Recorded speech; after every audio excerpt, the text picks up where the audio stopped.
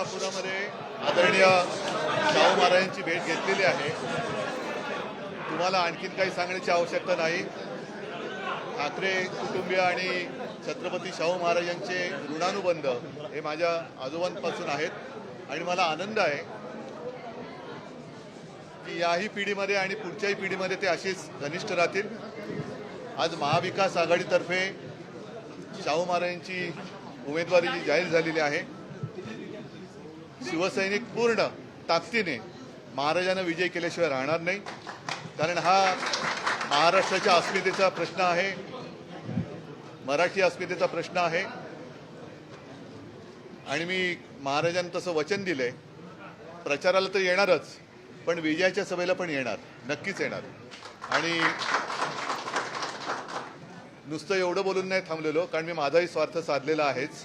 महाराजांकडनं पुढच्या संघर्षात जो आम्ही लढतोय, आपण सगळे लढतोय, त्याच्यासाठी विजय मिळावा म्हणून आशीर्वाद सुद्धा घेतलेले आहेत. त्यांचे आशीर्वाद घेऊन मी पुढे निघतोय.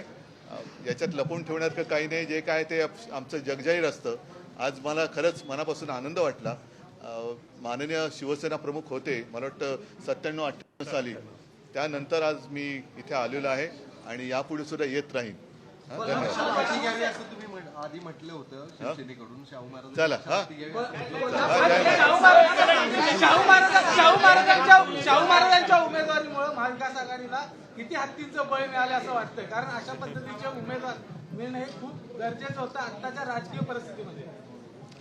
या सगळ्या गोष्टी प्रचार सभेत मी बोलेन.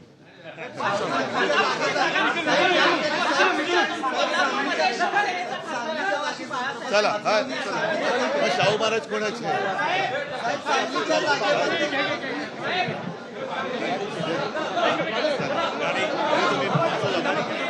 Thank you.